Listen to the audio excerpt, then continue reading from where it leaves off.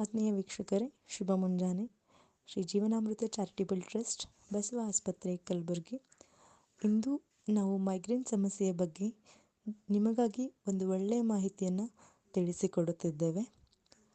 Migraine ಒಂದು ವೈದ್ಯಕೀಯ ಸ್ಥಿತಿಯಾಗಿದ್ದು, ಇದು ಸಾಮಾನ್ಯವಾಗಿ ತೀವ್ರವಾದ ತಲೆನೋವನ್ನು ಉಂಟುಮಾಡುತ್ತದೆ.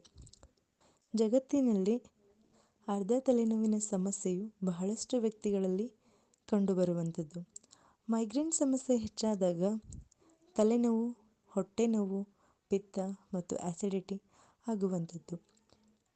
ಈ ತರಹದ ಸಮಸ್ಯೆಗಳಿಗೆ ವೈದ್ಯರ ಹತ್ತಿರ ಹೋಗದೆ ನಮ್ಮ ಮನೆಯ ಅಕ್ಕಪಕ್ಕದಲ್ಲಿರುವ ಮೆಡಿಕಲ್ಗೆ ಹೋಗಿ ಟ್ಯಾಬ್ಲೆಟ್ಗಳನ್ನು ತೆಗೆದುಕೊಳ್ಳುತ್ತಾರೆ. ಮತ್ತು ಒಂದೇ ವಾರದಲ್ಲಿ ಆ ನೋವು ಮರಳಿ ಬರುವಂಥದ್ದು. ಮೈಗ್ರೇನ್ ಸಿಂಪ್ಟಮ್ಸ್ ಅಥವಾ ಲಕ್ಷಣಗಳು ಹೇಗಿರುತ್ತೆ ಎಂದಾಗ, ಅರ್ಧ ತಲೆನೋವು ಇದ್ದವರಿಗೆ ಹೊಟ್ಟೆ ನೋವು ಕಂಡುಬರುವಂಥದ್ದು ಮತ್ತು ತಲೆನೋವು ಹೆಚ್ಚಾದಾಗ ವಾಂತಿ ಬಂದ ಹಾಗೆ ಆಗುವಂಥದ್ದು. ಅದೇ ರೀತಿ ಅವರಿಗೆ ಬೆಳಕು ನೋಡಲು ಕೂಡ ಆಗುವುದಿಲ್ಲ.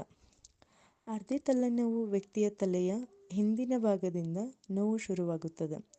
ಆದ್ದರಿಂದ ಕುತ್ತಿಗೆಯು ತುಂಬ ನೋವಾಗುವಂಥದ್ದು. ಮೈಗ್ರೇನ್ ಸಮಸ್ಯೆ ಇರುವವರಿಗೆ ಸರಿಯಾಗಿ ನಿದ್ದೆ ಆಗುವುದಿಲ್ಲ. ಹಾಗಾದರೆ ಈ ಮೈಗ್ರೇನ್ ಏಕೆ ಬರುತ್ತದೆ ಅನ್ನೋದನ್ನು ನೋಡೋಣ. ಒತ್ತಡವು ತಲೆನೋವಿಗೆ ಸಾಮಾನ್ಯ ಕಾರಣವಾಗಿದೆ. ಒತ್ತಡದಿಂದ ವಾರದಲ್ಲಿ 3-4 ಬಾರಿ ತಲೆನೋವು ಬರುವಂಥದ್ದು.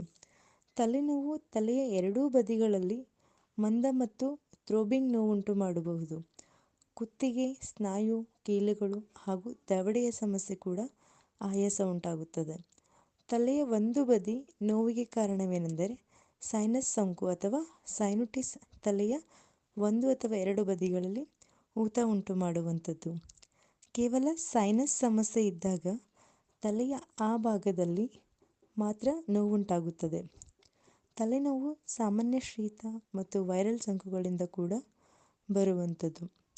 ಅಲರ್ಜಿ ಮತ್ತು ಮೈಗ್ರೇನ್ ಕೂಡ ತಲೆನೋವಿಗೆ ಕಾರಣವಾಗುವ ಸಾಧ್ಯತೆ ಇರುವಂಥದ್ದು. ಮೈಗ್ರೇನ್ ತಲೆನೋವಿಗೆ ಪ್ರಮುಖ ಕಾರಣವೇನೆಂದರೆ ಅದು ನಿರ್ಜಲೀಕರಣದಿಂದ ಆಗುವಂಥದ್ದು. ಅದಕ್ಕಾಗಿ ನೈಸರ್ಗಿಕವಾಗಿ ನೀರಿನಾಂಶ ಅಧಿಕ ಅಥವಾ ಹೆಚ್ಚಾಗಿ ಇರುವಂತಹ ಕೆಲವೊಂದು ಹಣ್ಣುಗಳನ್ನು ಮತ್ತು ಪ್ರಮುಖ ಖನಿಜಾಂಶಗಳಿರುವಂತಹ ಅಥವಾ ಮ್ಯಾಗ್ನೀಷಿಯಂ ಕೂಡ ಇರುವಂತಹ ವಸ್ತುಗಳನ್ನು, ಹಣ್ಣುಗಳನ್ನು, ತರಕಾರಿಗಳನ್ನು ತಿನ್ನುವುದರಿಂದ ಈ ತಲೆನೋವನ್ನು ತಡೆಯಬಹುದು.